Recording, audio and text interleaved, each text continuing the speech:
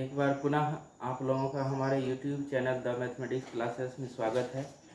कल हम 4.2 का वर्कआउट बनाए थे और सारा वीडियो में डाल दिए हैं और आज देखेंगे हम लोग 4.2 का प्रॉब्लम्स। तो 4.2 में पहला क्वेश्चन जो दिया है 1 से लेकर 5 तक में, उसमें कह रहा है कि बिना प्रसरण किए सारणिकों के गुणधर्म का प्रयोग करके सिद्ध करना है। मतलब 1 से 5 तक का जो प्रश्न आप बनाइएगा, सॉल्व कीजिएगा, उसको एक्सपेंड नहीं करना है। जितना प्रॉपर्टीज पढ़ाए हैं उसको यूज करके आप उसको प्रूफ कीजिएगा। तो पहला क्वेश्चन देखिए दिया हुआ है। पहला क्वेश्चन है prove that X A X plus A Y plus B Z plus C equal to क्या है 0। तो जो दिया हुआ था उसको डिटर्मिनेंट माने। हम आपको पढ़ाए हैं जो उसका प्रॉपर्टी जो कहता है, यदि किसी डिटर्मिनेंट के किसी एक पंक्ति या कॉलम का एलिमेंट प्लस में होता है तो उसको अलग अलग डिटर्मिनेंट के योगफल के रूप में लिखते हैं। तो यहाँ C3 अर्थात तीसरी कॉलम का जो एलिमेंट प्लस में है, इसको अलग अलग डिटर्मिनेंट के योगफल के रूप में लिखेंगे। ये होगा एक्स ए x, y b y, z c Z.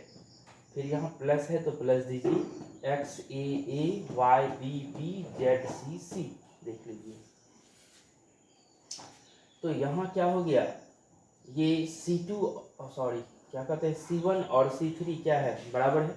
मतलब C1 और C3 सेम है, इसका वैल्यू क्या हो जाएगा 0। फिर यहाँ C2 और C3 सेम है, इसका वैल्यू क्या होगा 0।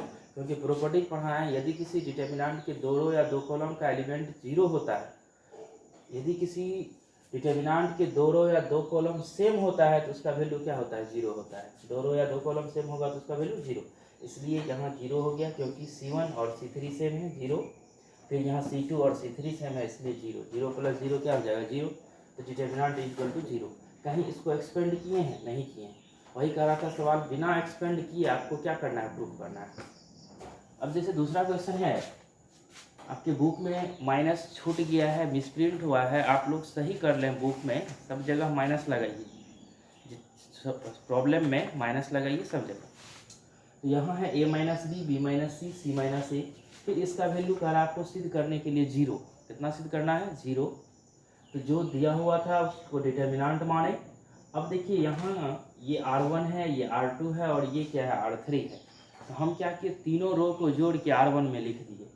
ये R1 R2 R3 को जब ऐड करेंगे तो ये देखिए minus B plus B cut जाएगा, minus C plus C cancel हो जाएगा, minus A plus A cancel होगा। अर्थात जब ऐड करेंगे तो ये सब हो जाएगा कैंसिल होकर के 0, ये भी सब कैंसिल होकर के 0 और ये भी सब कैंसिल होकर के क्या हो जाएगा 0। और ये दोनों R2 और R3 को ज्यों का त्यों लिख देंगे। अब आपको प्रॉपर्टी पढ़ाए हैं, यदि किसी डिटर्मिनेंट के एक पंक्ति या एक कॉलम का टोटल एलिमेंट 0 होता है तो उस डिटर्मिनेंट का वैल्यू क्या होता है 0 होता है। तो इसका देखिए R1 का सभी अवयव क्या है 0 है, इसलिए इस डिटर्मिनेंट का वैल्यू क्या होगा 0। और यही आपको सिद्ध करना था। अब अगला क्वेश्चन देखिए।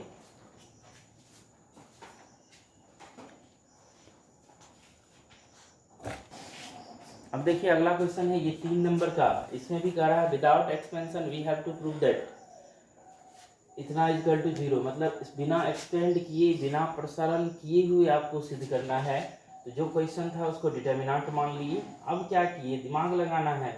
0 लाने के लिए बताए हैं, या तो उसका एक पंक्ति दूसरे का समानुपाती होना चाहिए, या एक का टोटल एलिमेंट 0 होना चाहिए, या दो रो या दो कॉलम सेम होना चाहिए तो वो 0 होता है।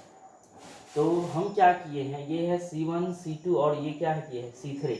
तो C3 में से घटा दिए हैं C1 को और लिख दिए हैं C3 के स्थान पर। इसमें से C3 में से C1 को माइनस किए हैं और लिखे हैं C3 के स्थान पर। तो 65 में से 2 जाएगा तो क्या होगा 63, 72 में से 3 जाएगा तो 75 में से 3 जाएगा 72, 86 में से 5 जाएगा तो क्या होगा 81। और C1 और C2 को ज्यों का त्यों लिख दिया। अब इस 63 को लिख दिए 9 सतह 63, 72 को लिखे हैं 9 इंटू 8, 81 को लिखे हैं 9 इंटू 9। अब क्या है इसमें 999 C3 में है, तो C3 से 9 को हम बाहर कर लिए, कॉमन ले लिए। टेकिंग आउट 9 फ्रॉम C3, मतलब C3 से 9 को बाहर करने पर या कॉमन लेने पर तो ये बचेगा 2 3 5 7 8 9 7 8 9। देख लीजिए यहाँ अब ऐसा करने से C2 और C3 सेम हो गया, C2 और C3 सेम। जैसे ही C2 C3 सेम होगा तो उसका वैल्यू क्या हो जाएगा, 0, क्योंकि डिटर्मिनेंट का प्रॉपर्टी पढ़ाए हैं। यदि किसी डिटर्मिनेंट के कोई दो रो या कॉलम सेम होता है तो उसका वैल्यू क्या होता है, 0 होता है। तो ये आपका 0 प्रूफ हो गया। अब फिर है आपका 4th नंबर का क्वेश्चन। ये 4.2 काफ़ी इंपॉर्टेंट चैप्टर है, इससे एक क्वेश्चन पूछता है, इसलिए इसके टोटल सवाल को सॉल्व कर लीजिएगा। जो दिक्कत होगी तो फिर क्या कॉल से या फिर कमेंट में लिखिएगा, तो उसको हम परेशानी दूर कर देंगे। यह है 4 नंबर का क्वेश्चन। इसमें भी कहा है बिना प्रसरण किए हुए सिद्ध करना है। जो क्वेश्चन था उसको डिटर्मिनेंट मान लिए। अब अगला स्टेप में क्या किया, ए से गुना कर दिए थे, a b plus a c, b C plus b a को लिख दिए a B, c a plus b c या ए सी प्लस बी सी। अब क्या किए हैं, ये है C1 C2 C3, तो C3 में C2 को ऐड कर दिए और C3 के स्थान पर लिख दिए C3 plus C2 tense to C3। इसका मतलब C3 C2 को जोड़े हैं और C3 के स्थान पर लिखे हैं। इसको इसमें ऐड करेंगे तो AB plus BC plus AC, फिर इसको इसमें ऐड करेंगे तो AB plus BC plus AC, फिर इसको इसमें ऐड करेंगे तो AB plus BC plus AC। देख लीजिए, अब तीनों सेम है तो C3 से AB plus BC plus CA को कॉमन ले लिए। वही लिखे हैं taking out AB plus BC plus CA from C3, तो C3 से AB plus BC plus CA को बाहर कर लिए। यहाँ बचेगा 1 1 1 1 1 1, ये दोनों सेम लिख दिए। अब क्या है, C1 और C3 क्या है, सेम है। C1 और C3 क्या है, सेम। तो जैसे ही दो रो या दो कॉलम सेम होता है तो उसका वैल्यू क्या होता है, 0। इसलिए इस डिटर्मिनेंट का वैल्यू क्या हो जाएगा, 0। यही प्रूफ करना था। देखिए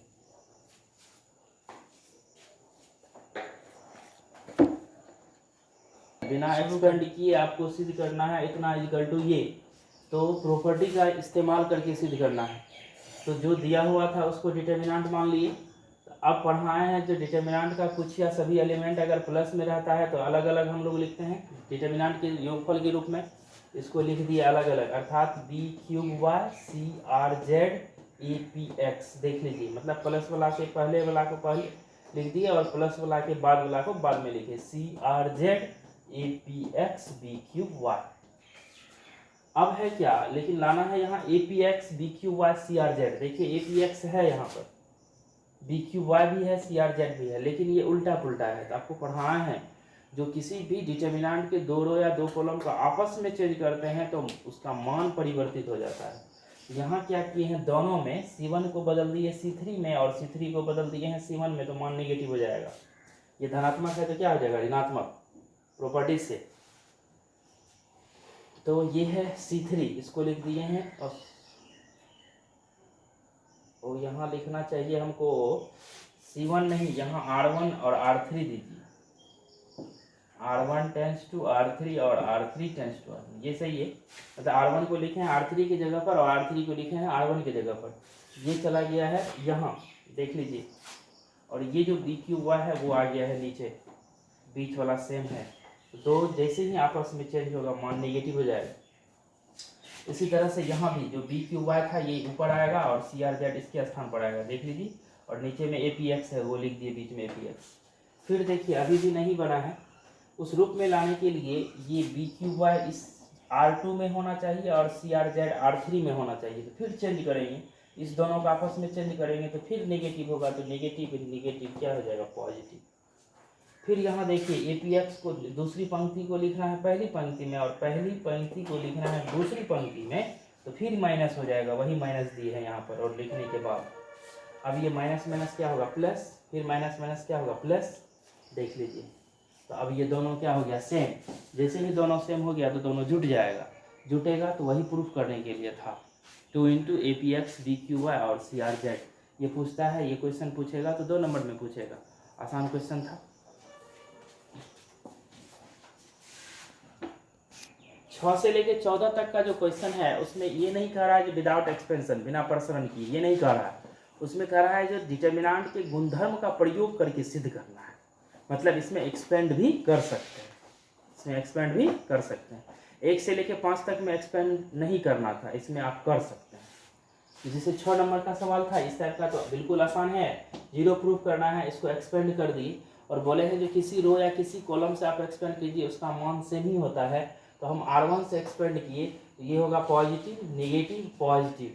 तो पॉजिटिव होगा 0, जिसके सामने का रो और ये कॉलम समाप्त, ये 4 एलिमेंट बचेगा। ये माइनस में होगा, माइनस से इसके सामने का रो और ये कॉलम खत्म, माइनस ए माइनस सी बी 0। देख लीजिए ये प्लस में होगा, लेकिन ये माइनस है तो प्लस माइनस क्या होगा, माइनस बी। इसके सामने का रो और ये कॉलम समाप्त, माइनस ए 0 बी और सी। देख लीजिए अब इसको सॉल्व कीजिएगा तो ये तो 0 ही हो जाएगा, 0 इंटू है माइनस ए और ये 0 माइनस बी सी, तो माइनस माइनस क्या होगा plus b c, minus B minus a c या माइनस 0। अब ये माइनस माइनस क्या हो गया plus A B C, plus minus minus A B C, negative positive, ये कट जाएगा, नेगेटिव पॉजिटिव 0 हो गया। तो डिटर्मिनेंट का वैल्यू क्या हो गया 0 से।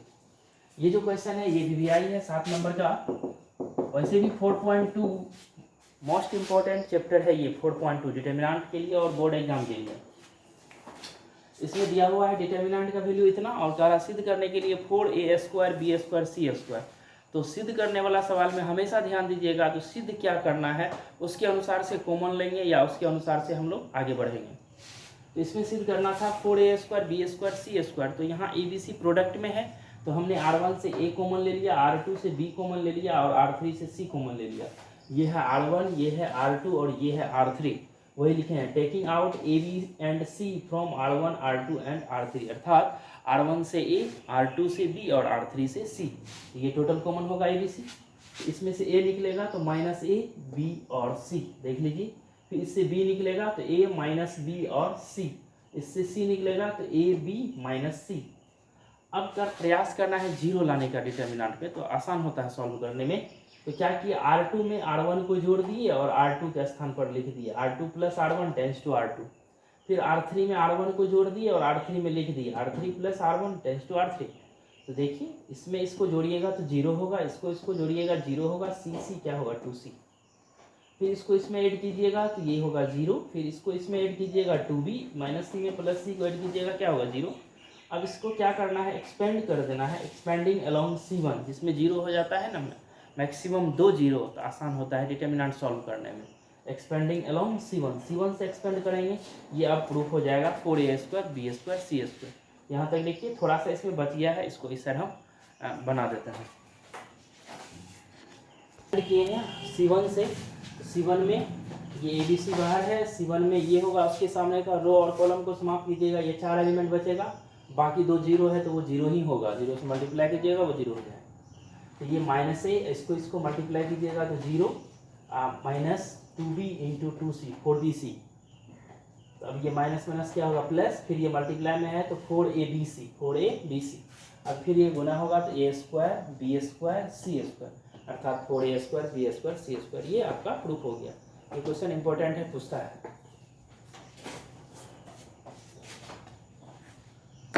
इस टाइप का क्वेश्चन इंपॉर्टेंट है, वीवीआई है 8 का 1 और 2 बोले हैं। एक चैप्टर पूरा इंपॉर्टेंट है 4.2।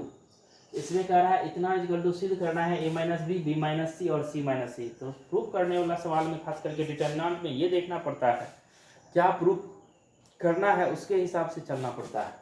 तो जो डिटर्मिनेंट था उसको मान लिए डिटर्मिनेंट क्या लाना है A माइनस बी, तो A minus b, B minus c, C minus c. एक बार में मैक्सिमम 2 चीज ला सकते हैं, 3 नहीं, 3 आएगा तो तीनों 0 हो जाएगा, मैक्सिमम 2। तो A माइनस बी लाने के लिए R1 में से R2 को घटाएंगे तब तो A माइनस बी आएगा। फिर B माइनस सी लाना है तो R2 में से R3 को माइनस करेंगे, वही चीज़ लिख दिए हैं R1 minus R2 tense to R1। इसका मतलब R1 में से R2 को घटाए हैं, लिख दिए R1 की जगह पर, फिर R2 में से R3 को माइनस किए हैं और लिख दिए हैं R2 के स्थान पर।